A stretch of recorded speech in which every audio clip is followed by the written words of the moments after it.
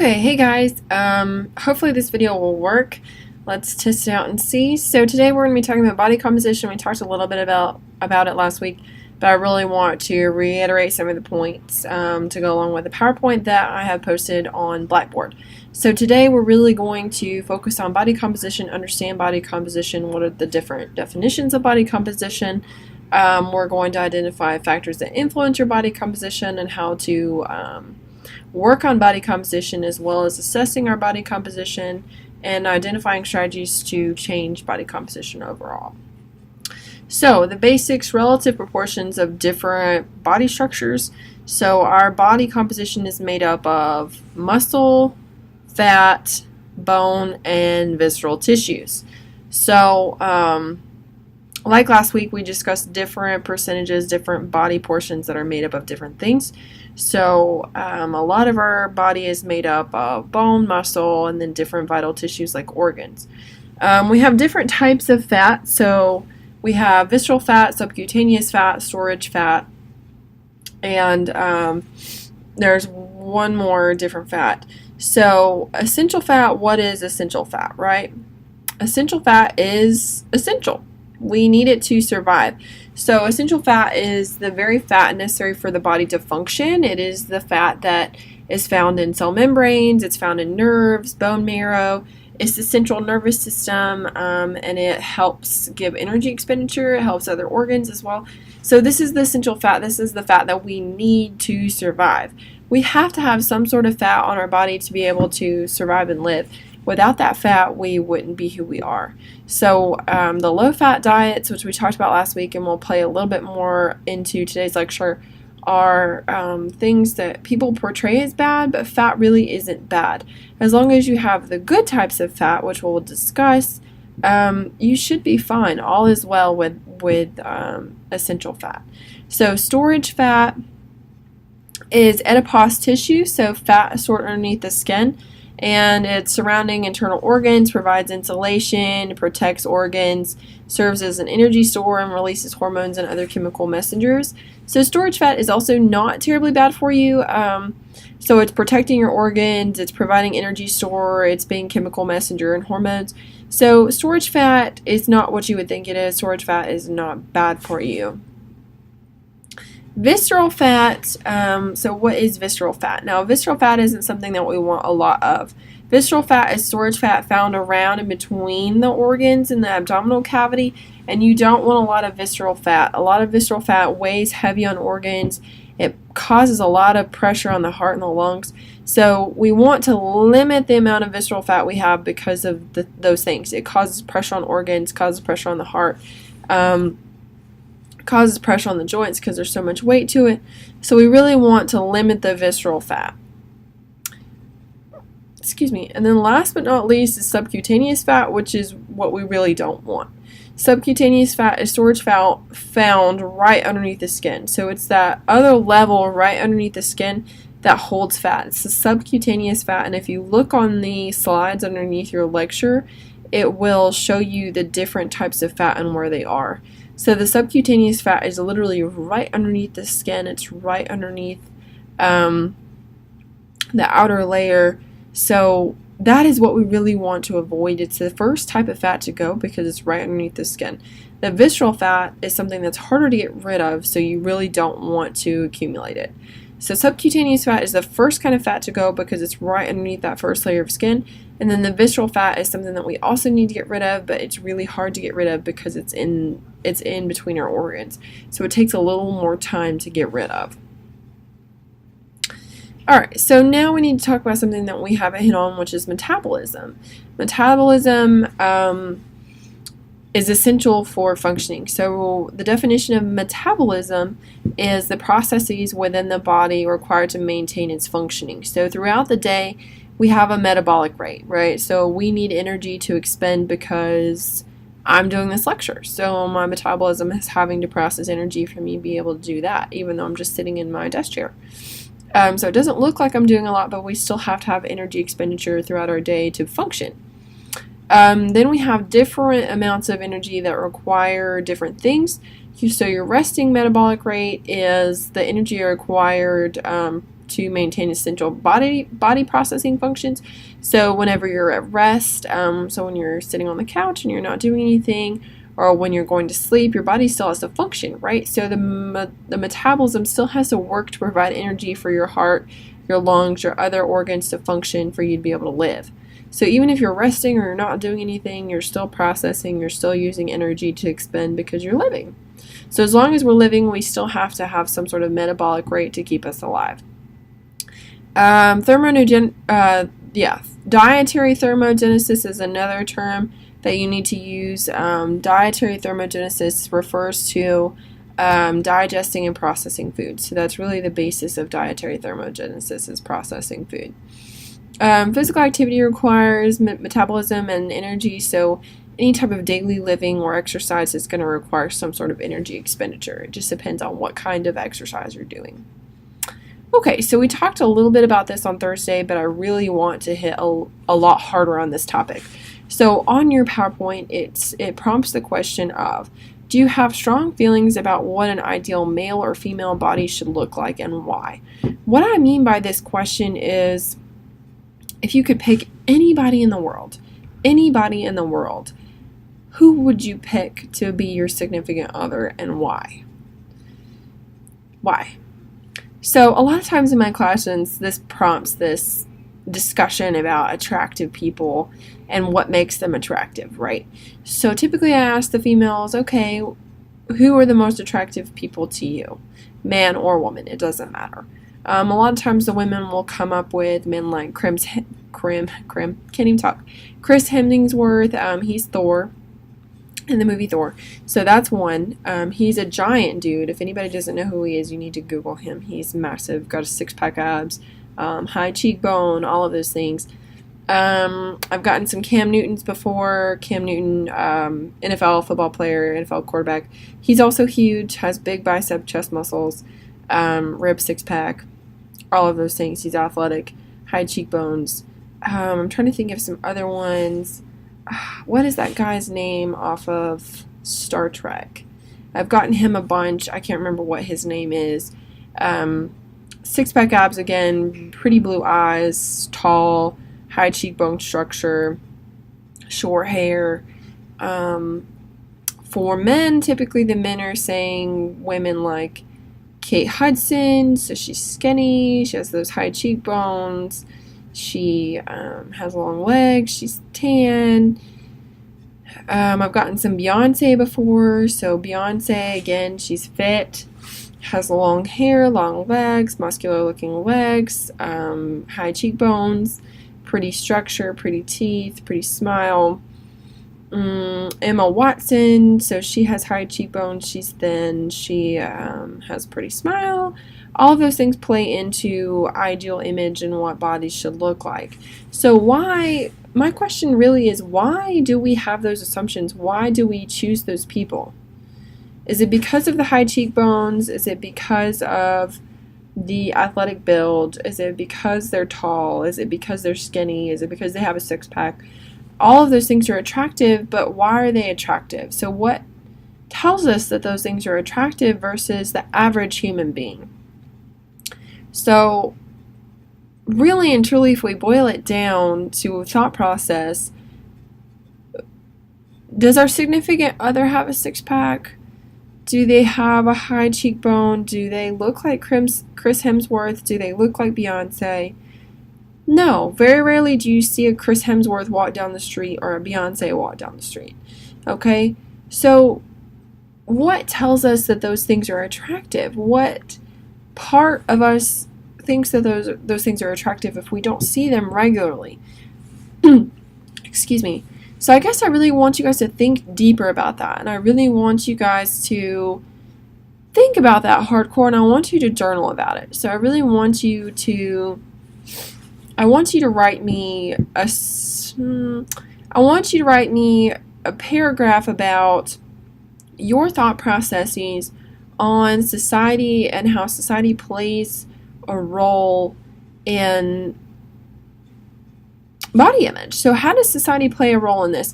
And we're going to keep talking about this throughout this lecture.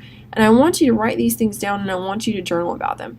So by the end of this, I really want you to have at least a 1-page summary about these thoughts on body image, which will also be a part of your participation grade. So the difference between overweight and obesity, what is the difference? So let's look at this chart, which is on your PowerPoint. I hope you're following along with the PowerPoint. So on this chart, the blue line is for men, the red stripe is for women, and this goes from 1960 to 2012. So 2012 was about, 5 years ago? So it's a little out of date, but not by much. Obesity rates have been increasing, so we do need to keep that in mind. For women, the overweight category is pretty steady. It hasn't really changed. For men, it started out high and has gotten a little bit lower, so those rates are decreasing. The obesity rates have increased tenfold. So in 1960 for women, the percentage was about 15%, which has risen to about 32% in women. And then for men, the obesity rate started out at probably like a 10.5%. And went from to about a 10.5 to about a 30%. So that's a significant increase. That's 20% that it's increased by. And then extreme obesity wasn't really a thing in the 1960s. It stayed pretty steady throughout the time period. So extreme obesity has risen from about 1% for both categories to about 6-7% for both men and women. So it is steadily increasing. We do need to keep an eye on that. And we talked about last week about things that are increasing our obesity rates and extreme obesity. So keep those things in mind when we talk about portion sizes. McDonald's small is no longer a small. So anything you get at a restaurant is going to be bigger, like lunch portion is smaller than the dinner portion. Coffee, drinks, sodas, all of those things are increasing obesity, as well as the lack of physical activity. We're making things easier, right? So as we make things easier, we become lazier because we've invented escalators, we've invented elevators, we have invented all of these things that make it easier for us to be lazy. So we have Netflix, we have Sling TV, we have Hulu, we have all of these things that we can watch just on a dime. And why would we go exercise when we can watch these things? Why would we go outside when we can watch these things, right? No, we really need to get outside, and we need to be active, and we need to be healthy. All of those things are important for us decreasing the obesity rate in America. Alright, so again, things affecting body composition, some things that we talked about. Genetics. So everyone's predisposed to different kinds of genetics. We're all different. So some of us have a pre-genetic disposition to heart disease, lung disease, cancers, weight gain. Some families have a predisposition for weight gain. Some have actual diseases that causes them to gain weight or to lose weight. Some people can't gain weight. Some people can't lose weight. I know my best friend's mom has a genetic disorder that causes her to maintain weight. She can't lose. She can't really gain, which isn't a good thing for her because her stable weight is much higher than she needs for it to be for her to be healthy. But there isn't a whole lot she can do about that other than be on medication that helps her regulate that. But again, the medication is something that it doesn't help her lose weight. It just helps her maintain. So we all have genetic predispositions for body composition. Sex, men and women are going to be different with body composition. Men tend to have more muscle because they're bigger. Women tend to have more fat because of childbearing purposes. That's just kind of the way it goes. There are two different body types that we need to talk about. So android is apple-shaped, and that's postmenopausal women and men. Now, postmenopausal isn't for men, obviously, because they don't have menopause. But typically, men carry a lot more fat in their abdomen area, and women who are postmenopausal carry a lot more fat in their abdomen area because they aren't having kids. So you carry a lot more fat in that area due to hormones. And then estrogen levels tend to drop after because it's your postmenopausal. So menopause is going to cause your levels to drop, your hormone levels to drop, and your body change or your body shape is going to change because of those hormones. Gynoid, which is pear-shaped, is going to be premenopausal because, again, women are going to store more fat in their hips because of childbirthing purposes. So again, postmenopausal is going to be more of an apple-shaped because that's where visceral fat is stored, versus pear-shaped, which is where all of your fat is stored for childbirthing purposes. Once you're past menopause, you can't have kids anymore, so there's no purpose in storing fat in your hips. Okay, age is also going to play a big factor into body composition. The older we get, the harder it is to lose weight, and the harder it is for our metabolism to kick in. So we really want our metabolism to be continuously working. Therefore, you need to eat periodically throughout the day. 6 meals a day, that's typically what's going to help you with your metabolism, boosting your metabolism, giving your body more energy that it needs to expend for daily purposes. Ethnicity, so Asian Americans and Latinos have higher body fat percentage and a higher percentage of abdominal fat, and African Americans have a lower percent body fat and lower percentage of abdominal fat, indicating greater bone density and muscle mass. And then obviously lifestyle and environment is going to take effect into body composition. If you're eating cookout and Bojangles every day, then that's going to affect your body fat percentage because that's complete fat that you're putting into your body. You're not putting any nutritional value into your body, you're just putting yummy food in there and hoping it turns out for the best. Also environment, if you're not in like a safe and happy environment, then you're not going to be healthy and happy. So making sure that you're in an environment that allows you to thrive, so allows you to exercise, allows you to eat healthy, allows you to feel supported in those actions. All those things are very important with body composition. Okay, so what are some problems associated with excess body fat? There are a lot of problems associated with excess body fat. Really, there's no plus side to having excess body fat. You have low self-esteem, low self-confidence, you don't want to be social, really. You don't want to be social. You're unhappy with yourself, you're unhappy with others, you're just kind of in a rut. And more risks, you're at risk for cardiovascular disease, really any type of heart disease. You're at risk for type 2 diabetes, you're at risk for a slew of cancers. Breast, colon, prostate, pancreas, esophagus, endometrium, and kidney cancer, all of those things you're at risk for excess body fat, which is a lot. You're also at risk for joint problems, so the more weight you carry, the harder it is on your joints. Obviously, and the more weight you carry, the harder it is for your lungs to allow you to breathe while you're sleeping, which is going to cause sleep apnea. Sleep apnea means that you either stop breathing or you have periodical events that you're not breathing while you're sleeping. Which is typically why people wear PAP machines. I know my dad has a PAP machine that helps him stabilize his breathing because he is overweight. He needs to lose weight, and his doctor told him that. But the other benefit is the PAP machine, which is how allows them to regulate their oxygen intake and carbon dioxide intake. You also are at risk for gallbladder and liver diseases, which is a big deal because you need your gallbladder and you need your liver, especially if you're drinking and you're putting bad things in your body. That's a really big deal for excess body fat.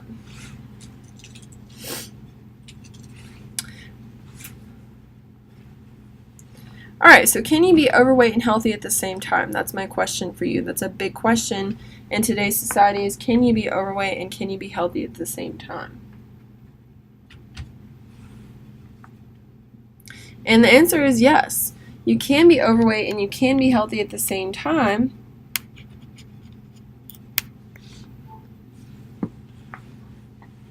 And the reason is because BMI, you can be overweight in the overweight category because of muscle mass. Muscle weighs more than fat, so typically BMI is going to calculate your height and your weight and your age and calculate all of those things old school, unless you're using an advanced type of body composition assessment. So you can be overweight because you have more muscle mass. You can also be overweight because of bone density. All of those things are going to factor into being healthy. You can also be a little bit overweight physically. You can be carrying more fat and still have good health function. It's possible. If you are overweight and you do have more visceral and abdominal fat, you really do want to be careful with that, and you really want to limit the abdominal fat. So as much as you might be comfortable with being overweight, you really want to control the amount of visceral fat that you have. Alright, so body image issues, there's a lot of different terms that I want you to know. So body dysmorphic disorder is a psychological disorder, and it's characterized by extreme preoccupation with an imagined effect in appearance. So there's a good depiction on your PowerPoint of what that looks like. And typically what happens is it's common among females. So females are really fit and they're really thin, but when they look in the mirror, they see something completely different. Their reality is not the same as everyone else's.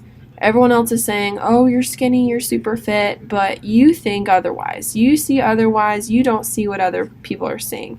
And that's a psychological disorder. There's not a whole lot that anyone can do to convince you otherwise. Typically what people have to do is they have to see a therapist, or they have to do some sort of psychological training to kind of trick their brain into believing what is reality. The other one that's more common in men is muscle dysmorphia, and it's a common form of BDD in males. So body dysmorphic disorder it's the same scenario as a psychological disorder among men, and it's a preoccupation with perceived lack of muscularity. So again, in the photo in the PowerPoint, the man is super fit, he's strong, he's going to the gym, he's gaining muscle, but what he sees is this skinny little twig in the mirror. So he is seeing, again, the complete opposite of what's reality, so he's not seeing reality either. So it's important for these people to seek help in therapy and to be taking care of their minds as well as their body, because those psychological disorders are something that can get you in trouble and lead to anorexia, or lead to bulimia, or lead to exercise disorder. I can't remember the exact name of it, but the exercise disorder is where you think that you don't stand up to the body image that everyone else thinks that you are, so you continuously go to the gym. Alright, again, question, where does body image come from? Coming back to that question. So let me riddle off some facts for you that we discussed last Thursday, but I'm going to hit them again.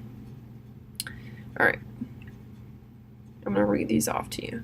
Biggest wish of girls 10 to 14 is to lose weight. That's crazy. By age 6, many girls desire to be thinner. That's insane. They're not even in elementary school at the age of 6. The media tends to be the main source of information about women's health issues. True. Women's magazines have more than 10 times more advertisements and articles promoting weight loss than men's. True. In preteen girls, overall internet usage as well as greater number of friends on social media sites has been correlated with negative body image. 1 of every 2.8 commercials sends some sort of attractiveness message. Now that last point I find very interesting, and I want you to also journal about this, so it's going to end up being a 3-part journal. So the first part, focus on society and body image. How do we get these images of people that are attractive in our brains? What causes that? Second part, 1 out of every 2.8 commercials sends some sort of attractiveness message. I want you guys to watch TV. I want you to watch TV, and I want you to discuss 3 different commercials that send some sort of attractiveness message, and I want you to tell me who their target audience is and why. And what I'm talking about is, has anyone seen that Hardee's commercial for their Whopper, their new Whopper burger? And they have this very attractive model female in a bikini, and she's hypothetically eating this burger. That is an attractiveness message right there. That is almost a sexist message, and that audience is targeting who? It's targeting men, because those models are not going to be eating that burger. Let's be real. They're not going to be eating that burger. So it's those types of commercials that are sending the very attractive forward message telling you that you need to look like that to attract a man. Or for the cologne commercial, some of those men have 6-pack abs. They're trying to portray some sort of sexy. Like, if you wear this cologne, then you're going to be portrayed as this type of sexy. So again, in the second part of your journal, I want you to come up with 3 commercials, what kind of message they're sending, and who their target audience is. So that's the second part of your journal. Okay, now I really want to break down body image and society. So let's talk about Barbie. Let's talk about Barbie and Ken, because this astounds me. Let's compare Barbie and Ken to average men and women of the United States. Alright, if Barbie were in real life, she was right here with us, these are the proportions that Barbie would be in real life. Barbie would be 7'5". Isn't that crazy? Barbie would be 7'5", and the average woman is 5'4". Barbie would have a 40-inch chest. Average woman have 35-inch chest.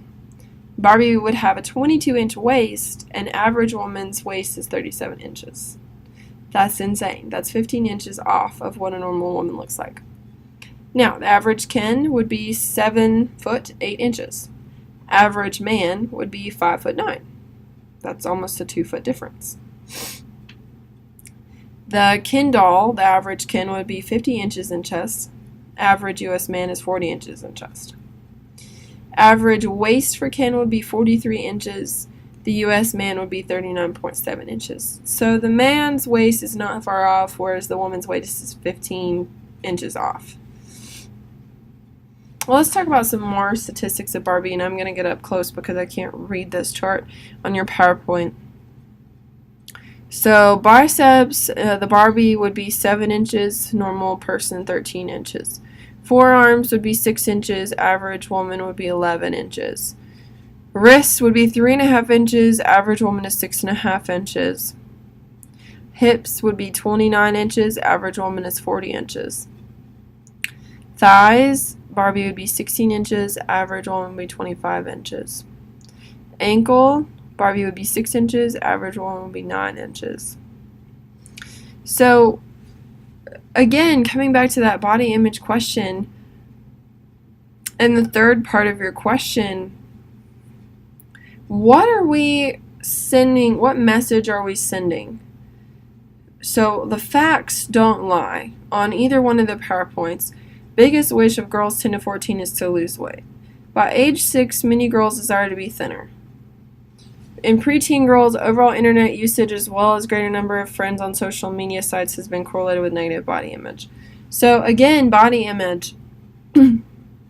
How can we help these facts? That's my question. That's your third question of your journal entry, your one-page summary, is how can we help, how can society help girls and boys of younger ages to be more confident in their body image and to have better self-esteem? So I guess my direct question is, what can we do to help promote positive self-image in younger generations? What can we do? That's my question for you. That's the third part of your journal. So make sure that you do that one-page summary. It'll be due on Thursday, and we'll discuss those.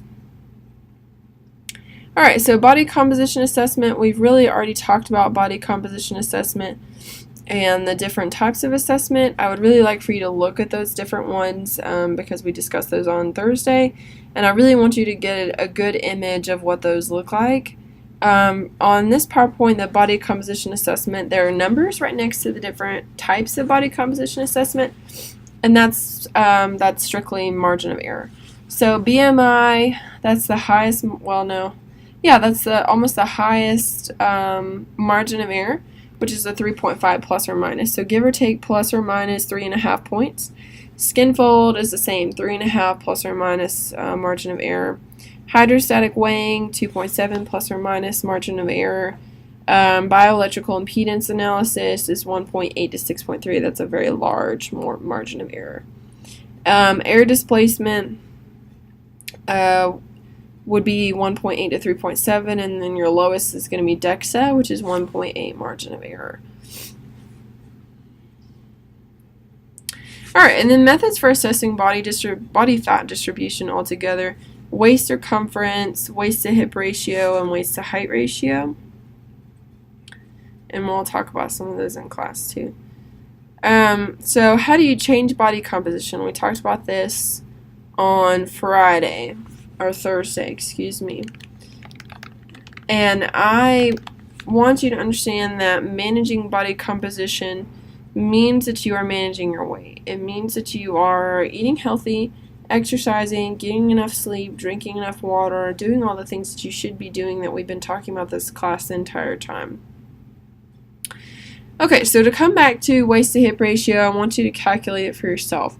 So how you do it is calculated as waist measurement divided by hip measurement. So your waist measurement would be above your belly button, and your hip measurement is pretty much around your butt. So it's going to be like right below your pelvic line on your butt to hip. So you're going to calculate your waist measurement divided by your hip measurement, and then that's your waist to hip ratio. So waist to hip ratio, I'm trying to find a good waist to hip ratio for you.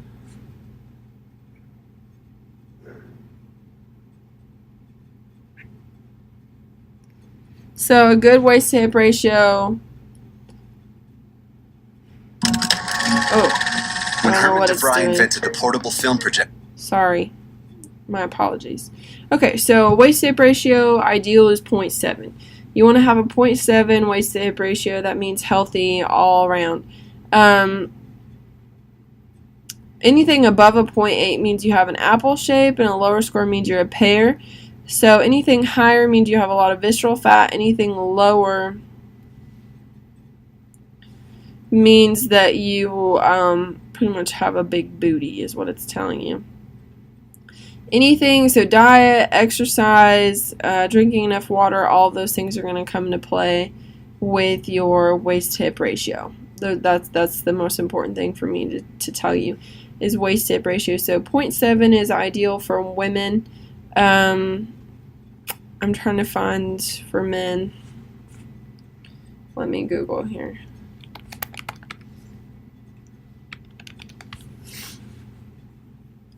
Alright, so excellent.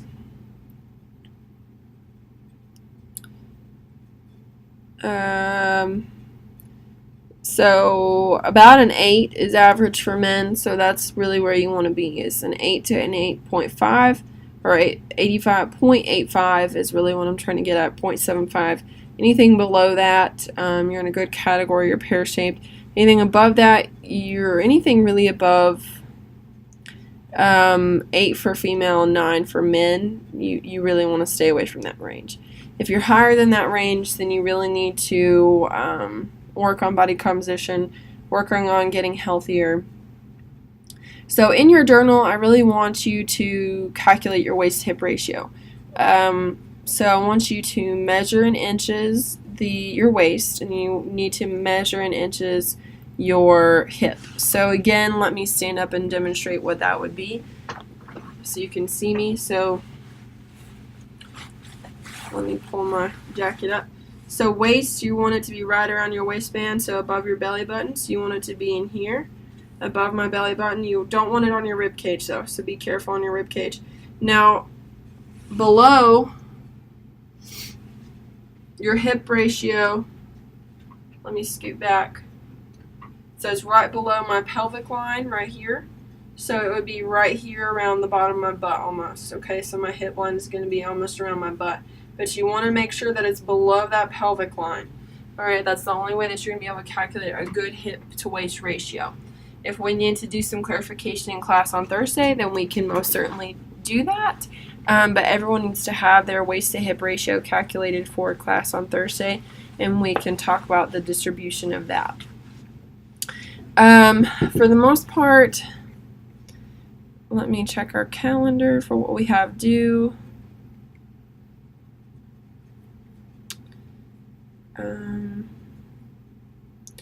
Your dietary profile is due Sunday. Do not forget about your dietary profile, okay? Dietary profile is due this upcoming Sunday. It's going to take you more than 3 days to complete, so make sure you are on top of that already this week. Dietary profile means that you are tracking your meals for 3 days, which means you're tracking breakfast, lunch, and dinner. It needs to be regular days. I don't want anything out of the ordinary. I don't want your diet version. I want your regular diet days for 3 days. It doesn't have to be in a row. You can do today, tomorrow, and Thursday if you want to. You can do tomorrow, Wednesday, Friday if you want to.